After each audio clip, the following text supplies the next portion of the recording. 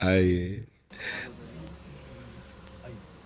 Then महर्षि, आपको great खली के नाम से जाना जाता अच्छा, है। वर्ल्ड रेसलिंग होती है, उसमें आपने अच्छा। भारत की तरफ से पार्टिसिपेट किया था महाराज। महाराज जी वर्ल्ड चैंपियन कई बार पूरे वर्ल्ड में सभी को हराया रेसलिंग में जी। हमारे राष्ट्र का नाम किया। हाँ, बहुत सुंदर। आप स्वस्थ हैं? हाँ ठीक है महाराज। हाँ, हमारी प्रार्थना है जो भी नाम आपको भगवान का प्रिय उसको जपा भी कीजिएगा, क्योंकि ये शरीर एक दिन जाएगा, ये तो आपको पता है ना, जाएगा। देखो, पहले जैसा था वैसा जो आज है वैसा कल नहीं, जैसा कल रहेगा वो परसों नहीं। ये परिवर्तनशील शरीर है, इसका एक दिन पतन हो जाएगा, ये शरीर एक दिन नहीं रहेगा। तो आपने जो किया वो आपके साथ जाएगा। देखो, आपने जैसे, ये हम तो ज्यादा जानते नहीं इस विषय में, पर इतना जानते हैं कि एक क्रीड़ा है, ये युद्ध क्रीड़ा जो आपने खेला वो एक युद्ध क्रीड़ा है। उस पे आपने हमारे राष्ट्र का नाम किया, आप हमारे भारत की पहचान बने। अब जब आप यहां से जाए तो आपके पास धन होना चाहिए, तो यहाँ का सिक्का काम नहीं करता। वहां जो भी जिस भाव से, भगवान के विविध नाम है, कोई अंग्रेजी में उनको पुकारता है, कोई उर्दू में पुकारता है, कोई हिंदी में पुकारता है। भगवान की सब भाषाएं हैं, सब भगवान के नाम हैं। अगर सच्चाई से भगवान का नाम जब किया जाए तो हमारा जीवन आना यहां सार्थक हो जाएगा। देखो, आज आपकी पहचान है भारत में, आप अमुक हैं, लेकिन ये शरीर तक है। शरीर छूटने के बाद जहां आप जाएंगे उसकी पहचान के लिए आपके पास क्या है? हमारे प्रश्न को आप समझ रहे? हाँ जी महाराज। वहां आपके पास क्या जाएगा? ना तो भारत का मेडल जाएगा, ना तो इस विश्व का कोई भी, किसी भी अमेरिका, हालैंड, थाईलैंड कहीं का नोट जाएगा, उस देश में तो नहीं जाता। ना ये शरीर जाएगा। अब वहां के लिए तैयारी क्या है? भगवान ने बड़ी कृपा की। मेरी प्रार्थना है कि हमारा आपसे मिलना व्यर्थ ना जाए। आपको जो नाम प्रिय हो भगवान का, 10 मिनट ही सही, आप जरूर जपिएगा। क्या प्रिय है आपको भगवान का, कौन सा नाम? महाराज जी मेरे को पहले मैं मानता, जैसे मतलब ना, जैसे भोलेनाथ को मानते हैं महाराज जी। एक जैसे बोलते ना कि मंदिर होता गांव का, क्या बोलते हैं उसको, प्राचीन मंदिर मिलता, शिवालय, शिवालय मंदिर जी। उसके बाद बस जैसे सत्संग सुनते हैं बहुत ज्यादा, मतलब इतने संत है, सत्संग में बहुत सुनता हूँ शुरू से। अच्छा, सत्संग बहुत काफी सुनता रहता हूँ मैं। अच्छा, ये तो बहुत अच्छी बात है। लेकिन जब उनके हरकतें देखते हैं थोड़े दिन तक, फिर लगता है मन टूट जाता है। फिर मैं सोचा यार मतलब कि भाई सत्संग तो सुनो जी, लेकिन जो मेरे को अच्छा लगता है वो करूँ मैं। हाँ, नहीं, एक यहां मैं एक बात आपसे प्रार्थना करना चाहता हूं कि आप मिठाई पसंद करते हैं कि मिठाई वाले को पसंद करते हैं? मिठाई को। तो फिर मिठाई वाले से क्या लेना देना? मेरी बात समझ रहे ना भाई? आपने सत्संग सुना, फिर इसके बाद उनकी हरकतें देखी, तो हमें मिठाई वाले से क्या मतलब? वो जो बोलेगा वो सत्य बोलेगा, क्योंकि समाज में बोल रहा है। वो पीछे जो कर रहा है वो भोगेगा, उसका बोया हुआ कर्म है, वो भोगेगा। मुझे मिठाई से मतलब है, ये मिठाई खाता है कि नहीं, ये कैसा है, मुझे इससे मतलब नहीं। मिठाई देखी और उसे खाया तो मुझे स्वाद आया। बात समझ में आई? आप यदि सत्संग सुन रहे हैं तो आपको महान बना देगा सत्संग। हाँ, ये जरूर है कि असली रुपए का ही नकली बनता है, असली रुपए का ही नकली बनता है। यदि हमें नकली नोट मिल चुका है तो असली की खोज करें, मिल जरूर जाएगा। इस सृष्टि में ऐसा नहीं है कि नकली ही नकली। अगर नकली है तो 100% असली होगा, क्योंकि नकली बना ही असली से है। अगर असली ना होता तो उसका नकली निकलता ही नहीं। इसका मतलब असली है। तो यदि आप सुनते रहे तो कहीं ना कहीं, कभी ना कभी तो असली मिल ही जाएगा। और एक बार असली मिल गया तो हृदय का परिवर्तन पक्का समझ लीजिएगा, पक्का परिवर्तन। उसकी पहचान होती है कि उसके सानिध्य मात्र से आपके हृदय में हलचल पैदा हो जाएगी। केवल प्रवचन नहीं होता, उसका जीवन होता है, उसमें पावर होता है। जैसे केवल आपकी बात नहीं, आपकी भुजाओं में पावर है, हमारी जबान में पावर होगी, हमारी अध्यात्म में पावर होगी। आपका परिवर्तन न कर दे तो उपदेश कैसा? क्योंकि अगर जीवन में सत्य है तो उस वचन का प्रभाव होगा, और सत्य नहीं है तो वचन का प्रभाव नहीं पड़ेगा। वचन का प्रभाव तभी पड़ेगा जब अन्य कोई लालसा नहीं, एक सत्य की लालसा है। तो आप क्या जपते हैं? आप मैं अभी तक तो कुछ नहीं जपता, मैं अभी तो नहीं, आज से आपको नियम लेना पड़ेगा। ठीक है जी। हमारे पास आए हैं नहीं बिल्कुल, मैं उसके एक्चुअली में उसकी खोज में था जी, कि भी मतलब क्यों जैसे बोलते ना कि भूत प्रेत, ये बोलते देवी देवता, मैं सोचता यार मतलब कभी मेरे को एक बार दिखे तभी मानूंगा मैं। पंचभूतों से बना है ना ये। एक दो भूत देख के क्या करोगे? 5 भूतों से बना है ये, सुना है नहीं? पंचभूतों से रचित शरीर है, पर इन्हीं भूतों से मुक्त हो जाओ तो परमात्मा स्वरूप आप हो, जैसा वो प्रश्न कर रहा था। आप और परमात्मा में इतना अंतर नहीं है। जैसे 1 चम्मच गंगा जल या 1 टैंकर गंगा जल या गंगा जल की धारा आप बोलोगे क्या? गंगा जल बोलोगे ना, तो जीव परमात्मा का अंश है ना। तो अंश का मतलब क्या हुआ? भगवत स्वरूप। अब इस शरीर में राग होने के कारण फंस गए। कोई भूत प्रेत, कोई भी इधर उधर जो भागने की दृष्टि मत लाओ। एकमात्र परमात्मा के सिवा कुछ नहीं, वही नाटक कर रहा है, वही स्त्री बना हुआ है, वही पुरुष बना हुआ है, वही ये पंचभूत। 1-2 भूत, इन्हें पंच महाभूत कहते हैं। पंच महाभूतों से रचित शरीर, सुना है आपने कि नहीं? ये शरीर पंच महाभूत है। छोटे मोटे भूत क्या कर लेंगे यार? छोटे मोटी शक्तियों की क्या? आप परमात्मा के अंश है, जिनसे अनंत शक्तियों का विस्तार होता है।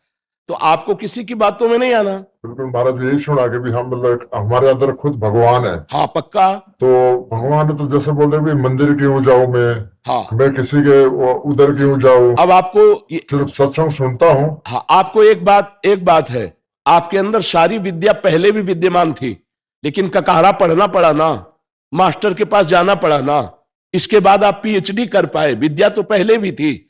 ऐसे ही भगवान है, जैसे बहुत समझदारी से दूध में घी है, पूड़ी बना के दिखाओ,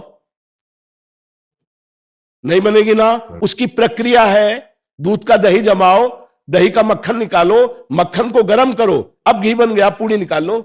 ऐसे ही परमात्मा है, उसकी प्रक्रिया है। वो प्रक्रिया संत महात्माओं के समीप जाने से, उनके वचनों से, प्राप्त उपासना की क्रिया से, तब वो अंदर प्रकाशित हो जाता है। वो है तो जैसे दूध में घी। मेहंदी का पत्ता देखा है? उसमें कभी लाली मिली है? खोज लेना, फिर मंगा के देख लेना। अगर एक रेशा लाली दिखाई दे तो बताना, लेकिन प्रक्रिया से जब उसको हाथ में लगाओ और फिर धो तो लाली ही लाली रहेगी। ऐसे ही परमात्मा है। कभी देखा है तुमने? नहीं। प्रक्रिया करोगे, साधना करोगे, यही दिखाई देगा। सबसे बड़ा मंदिर आपका हृदय है। बाहर घूम आओ और अगर अंदर के ठाकुर को नहीं पहचाना, यहां भगवान को नहीं देखा, कहीं नहीं मिलने वाला, और यहां देख लिया तो कुत्ते में भी वही दिखाई देगा, दूसरी जगह ले दिखाई देगा। समझ पा रहे आप? बिल्कुल महाराज, उसी की खोज पे हूँ मैं अभी तक भी। मतलब कैसे मतलब से मतलब कनेक्ट हो। हाँ, पहली सीढ़ी हमारी प्रार्थना मान लीजिए नाम जप है। तुम्हें नाम कौन सा प्रिय है? मैं तो सारे को मानता हूँ, मतलब एक पकड़ना पड़ेगा, एक नाम पकड़ो। महाराज जो आप बोले उसको पढ़ो। देखो, हम तो आशिक हैं वृंदावन के, हमारा तो राधा राधा राधा राधा, तुमने सुना ही होगा। हमारा तो राधा राधा। पर महाराज जी मतलब जैसे राधा राधा बोले, भोलेनाथ का नाम जपे, बात तो एक ही है जी। तो उसमें से एक ही न जपना पड़ेगा या मतलब? जब तक एक में प्रीति नहीं होती, जैसे दूध की रबड़ी, दूध का अढ़ोता किया ना, और वो पेड़ा, फिर बर्फी, है तो सब दूध ही, लेकिन अपनी पसंद क्या है, पसंद क्या है, इसमें देखना पड़ेगा। ब्रह्म के कोई भी अक्षर ऐसा नहीं जिसमें ब्रह्म ना हो। जैसे देखो, आ शब्द है, आ तो का, खा, गा, घा, अंगा, चा, छा, आ विराजमान है ना। आप राधा बोलो, शिव बोलो, राम बोलो, कृष्ण बोलो, सब वही है, पर प्रीति तो एक नाम में होगी ना। गा हम सब जग सकते हैं, लेकिन जब प्रेम होगा तो एक से होगा। तो एक कोई नाम चयन कर लो और जिसको बार बार रटो। तो जैसे 2 लकड़ियों के घर्षण से उसमें अग्नि नहीं है, पर अग्नि पैदा हो जाती है। ऐसे ही जब हम अपनी जबान से नाम जप करते हैं, राम राम राम, शिव शिव शिव, कृष्ण कृष्ण कृष्ण, हरि हरि हरि, राधा राधा राधा राधा, तो हमारे अंदर एक दिव्य शक्ति पैदा होती है। उसी शक्ति से सब कुछ दिखाई देने लगता है। एक परमानंद में प्रभु जो सबके अंदर छुपे हुए हैं, हम उनका साक्षात्कार करते हैं। बचपन से इस मार्ग में लगे हैं, बिल्कुल अनुभव की बात कह रहे, अगर पकड़ लो तो पार हो जाओगे। एक नाम पकड़ लो, तुम्हें जो नाम प्रिय लगे। छूट है, हमारे प्रभु के अनंत नाम है, पर पकड़ना एक पड़ेगा। बोलो क्या पकड़ोगे?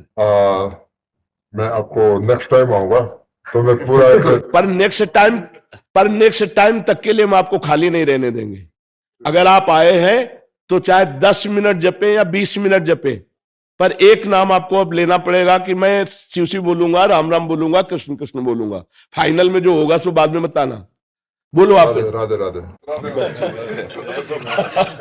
ठीक है, जब आएंगे ना तब एक बार बच्चों के साथ हाँ बिल्कुल दर्शन करने के लिए। महाराज जी, जो आपने जो दिशा दी है ना समाज को जी, मतलब जो पूरे समाज को एक तरीके से बिल्कुल ही चेंज ही कर दिया जी। हम भी आपकी यूट्यूब पे ये देख के वीडियो तभी पूरा देखा सुनते हैं जी, तो अभी हमारा मिलेंगे महाराज जी से आशीर्वाद लेके भी चलेंगे। जरूर। महाराज ये क्वेश्चन है मेरा, हाँ जैसे लोग जब आपस मेरा एक सिद्धांत है मेरा कि भाई मैं किसी को नाम नहीं जपता, किसी को नहीं, पर एक चीज पकड़ी है मैंने कि किसी को मैं हर्ट नहीं करना चाहता मैं लाइफ में जी। मतलब कि भाई अगर किसी को थप्पड़ भी मारनी तो पूछ कर मारा, भी थप्पड़ मारूंगा तेरे को, मतलब तो समझ जा जी। तो एक तो मैं हर्ट नहीं करना चाहता किसी को, लेकिन इससे एक बात समझिए, आपने एक केवल प्रतिकूल क्रिया रोकी है, ये कोई आपके पास धरोहर नहीं है। आपने एक प्रतिकूल क्रिया नहीं करूंगा, आप समझना, ये आपके पास संपत्ति नहीं है। अब आप कह दो मैं नाम जप नहीं करूंगा लेकिन किसी को दुख नहीं दूंगा, दुख ना देना ये आपकी एक अच्छी क्रिया के अंतर्गत आ गया, आपकी सोच के। आपके पास संपत्ति क्या है? आप जब यहां से जाएंगे तो आपके पास संपत्ति क्या है? तो इसीलिए कि 10 मिनट 20 मिनट, अगर 20 मिनट भी शुरुआत कर दी राधा राधा राधा राधा, तो आप खुद अनुभव करना। महाराज ये क्वेश्चन और हाँ खूब पूछ लो। महाराज जी मतलब लोग ना फायदा उठाते हैं, मतलब जैसे मेरा भोलेपन का लगता भी सीधा साधा अमेरिका से आया है, इसको क्या पता है। तो मेरी बात समझो, उठाते हैं फिर गुस्सा बढ़ाता है। नहीं, गुस्सा नहीं, आपको आनंदित होना चाहिए। आप किसी के फायदे के काम में आए, जब आप हट नहीं करना चाहते, वो दुख नहीं देना चाहते किसी को, कंट्रोल नहीं होता। कई बार ना वैसा लगता है क्या करूँ अब, नहीं उस समय मुस्कुराना चाहिए। करता हूँ मैं कंट्रोल कोशिश करता हूँ, बहुत जैसे बोलता ना कि नहीं, अब उसको मतलब नहीं, आपने पहली बात कही थी मैं किसी को दुख नहीं देना चाहता। अगर आपका फायदा उठा रहे तो धन्य भाग है, आप किसी के फायदे लायक तो बने। यहां तो संसार में पशु की तरह जन्मते हुए मर जाते हैं, किसी के फायदे में नहीं आते। आपका लोग फायदा उठा रहे हैं, ये बहुत अच्छी बात है, आप डरिएगा मत, आपको कोई परास्त नहीं कर सकता। जब आप किसी को दुख नहीं देना चाहते तो आपको कोई फंसा नहीं सकता। हाँ, लाभ ले ले तो धन्यवाद है, जैसे वृक्ष के नीचे कोई छाया ले ले, कोई पत्ता ले ले, कोई फल ले ले, कोई फूल ले ले, तो धन्य है, भगवान ने आपको ऐसा बनाया कि दूसरे आपसे लाभ ले रहे, नुकसान तो नहीं हो रहा किसी का। तो आपको गर्व होना चाहिए कि हमसे लाभ ही ले लो, लूटो हमें।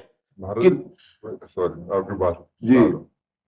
महाराज जी, मैं इसकी तलाश में था कि भी भगवान कैसे मिले जी, और सभी को पता है जी, सब लोगों को पता है कि भी मेरे जो 20 साल तक मैंने कोई चप्पल बूट नहीं डाले जी कभी, मतलब ना। और मैं एक मजदूरी करता था, पत्थर तोड़ता था, रोड बनाता था जी। हम 7 भाई थे जी। तो कभी सोचा नहीं था कि इतना मिलेगा, परमात्मा ने पाने कहाँ से मिला, कभी सोचा नहीं था। मतलब ये हकीकत, मतलब अपनी ये सबको पता है, मतलब इतने मेरा आशीर्वाद परमात्मा का। तो लेकिन मैं सोचता था कि एक बार उसको देखूं कैसा कैसा, मतलब उसकी तलाश में था मैं हमेशा। मतलब कि भी तो मैंने एक सिद्धांत बनाया था लाइफ पे कि भी किसी को हट नहीं करना और मेहनत करनी है। और बस एक था जो गुस्से का था ना, था जो कोई गलत कुछ करना, फिर लगता भी अगर हम गलत सही जाएंगे तो फिर कैसे आगे। नहीं, इसके लिए भी हमने सत्संग में बोला है कि जब तक हम सह सकते हैं कि हमारे धर्म पर, हमारे समाज पर, हमारे राष्ट्र पर कोई आंच नहीं आती, तब तक हम सह सकते हैं। अगर हमारे धर्म पर, हमारे राष्ट्र पर, हमारे समाज पर आंच आने वाली हो तो फिर हम उसका डट के विरोध करेंगे, फिर नहीं सहेंगे। थोड़ी हमारे ऊपर कोई गाली दे दे या हमसे कोई थोड़ा सा लाभ ले ले, हम उसको सह लेंगे, लेकिन हमारे धर्म की हानि हो रही हो, हमारे राष्ट्र की हानि होने वाली बात हो, हमारे समाज में हानि पहुंचने वाली हो, फिर हम बर्दाश्त नहीं करेंगे। इसके लिए तो कई बार सत्संग में बोला है। तो आप देखो, गंभीरता पूर्वक एक बात समझ लीजिए कि यदि आपसे कोई छल कपट कर रहा है तो आपको पता है कि आदमी छल कपट कर रहा है, पता लग जाता महाराज। फिर एक बार के बाद दोबारा आप उसका संग मत कीजिए, चाहे वो कोई भेष में हो, चाहे वो किसी भी देश में हो। एक बार तो देख लिया कि आप हमारे से छल कर रहे हैं, और आपको सच्ची बताएं, सत्य कभी पैसे से बिकता नहीं, और जो पैसे से मिलता है वो सत्य होता नहीं, बस इतनी बात समझ लेना। अध्यात्म कभी पैसे में बिकता नहीं, और जो पैसे से मिलता है अध्यात्म होता नहीं। अगर ये बात पकड़ लोगे तो कभी छल कपट में फंसोगे ही नहीं।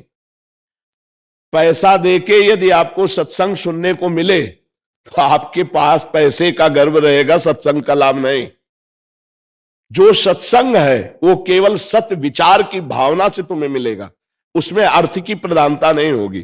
फिर छल कपट कौन कर सकता है? जब आपका परिचय जानकर हम आपका आदर करेंगे तो भगवत भाव से, क्योंकि हम भगवान के दास हैं, हमें किसी से कुछ नहीं। समझ में आया? अब आप प्रश्न करो और उत्तर लीजिए, और आपका जीवन मंगलमय, ये आशीर्वाद हमसे लीजिए। आपकी जेब से कोई मतलब नहीं है। अनंत ब्रह्मांडों के स्वामी के हम दास हैं, जिसके लक्ष्मी चरण चापती रहती है। और हमको अगर ये भरोसा हो जाए कि अमेरिका से आए, हालैंड से आए, हमें कुछ देंगे, तो धिक्कार है हमारे ज्ञान को, हमारे वैराग्य को, हमारी भक्ति को। फिर तो छल कपट ही रह जाएगा। हाँ, इसलिए सावधान होकर अपने मार्ग में चलिए। महाराज जपना जरूरी है, कर्म करना जरूरी है? बिना नाम जप किए कोई सत्कर्म टिकेगा नहीं। कर्म दो प्रकार के होते हैं, एक शुभ कर्म, एक अशुभ कर्म। अशुभ कर्म माने पाप कर्म, शुभ कर्म माने पुण्य कर्म। एक है सोने की जंजीर, एक है लोहे की जंजीर। सोने की जंजीर से बांधने तो आप बंध जाओगे, लोहे की जंजीर से बांधने तो बंध जाओगे। अब हम शुभ और अशुभ दोनों से मुक्त होकर परमानंद प्राप्त करना चाहते हैं। उसके लिए कर्म करते हुए नाम जप जरूरी है। मामनुस्मर युद्ध च, भगवान आदेश कर रहे हैं, मेरा स्मरण करते हुए युद्ध रूपी कर्म कर। क्या चला जाएगा? अगर राधा राधा बोल करके कुश्ती लड़ रहे हो, राधा राधा बोल करके जो भी काम कर रहे, अंदर राधा राधा चल रहा है। माला चलाने की बात नहीं कर रहा हूं, अंदर राधा राधा चल रहा है, स्मरण नाम का चल रहा है, और कार्य कर रहे हो। इससे बड़े महात्मा और क्या हो सकते हो? ये नाम तुम्हारे साथ जाएगा। दान पुण्य एक शुभ कर्म है, पाप अधर्म एक अशुभ कर्म है। दोनों का फल है, एक दुख और एक सुख। सुख जैसे अभी आप बोले, दुख जो पीछे बोले कि चप्पल भी नहीं थी, पत्थर तोड़ करके कर, तो वो उस समय का कर्म था। आज तुम्हारा पूर्व का पुण्य फलीभूत हुआ, समाज में सम्माननीय और राष्ट्र के गौरव कहे जा रहे हो। ये कर्म है केवल, लेकिन इससे मोक्ष मिल जाएगा, भगवान मिल जाएंगे ऐसा नहीं। उसके लिए नाम जप करना पड़ेगा, नाम जपना बहुत जरूरी है, उसके बिना नहीं बनेगा। तो आप चाहे 20 मिनट ही जपिए, 10 मिनट जपिए, पर राधा राधा राधा राधा। महाराज उसका ऐसा कोई टाइम, ऐसा पर्टिकुलर कोई नहीं, कहीं भी। हम नहाने धोने के लिए नहीं बोल रहे, अगर आपको टाइम ना हो, ठीक है, कभी भी, कहीं भी, कैसे भी। ठीक है महाराज। आपका जब अंदर से राधा राधा राधा बोलोगे ना, वो सत्य वस्तु जमा होने लगेगी। एक दिन आप देख लेना। ठीक है महाराज, बस आज से स्टार्ट करूंगा। लेकिन महाराज जो महाराज जब, तो उसका क्या मतलब? उसमें संख्या में प्रियता बढ़ती है। जैसे आज हमने 20 बार जपा, माला में 108 है, अब हम 10 माला जपने लगे तो हमें और लोभ बढ़ेगा। 15 माला जपेंगे, 50 माला जपेंगे। बकाया माला से भगवत प्राप्ति नहीं, जप से भगवत प्राप्ति है। हम लोग प्रायः देखो, सबको यही आदेश किए, श्वास की माला से जपो, अभ्यास करो इस माला से, और फिर श्वास श्वास। जैसे हमारी राधा राधा राधा राधा माला चल तो रही है, श्वास चल रही नहीं। एक ऊपर गई, फिर नीचे आई, ऊपर गई तब राधा, नीचे गई तो राधा। चाहे आप जो कार्य कर रहे हो, श्वास श्वास नाम जप करने लगो तो भगवान की निश्चित प्राप्ति हो जाएगी। ठीक है, धन्यवाद।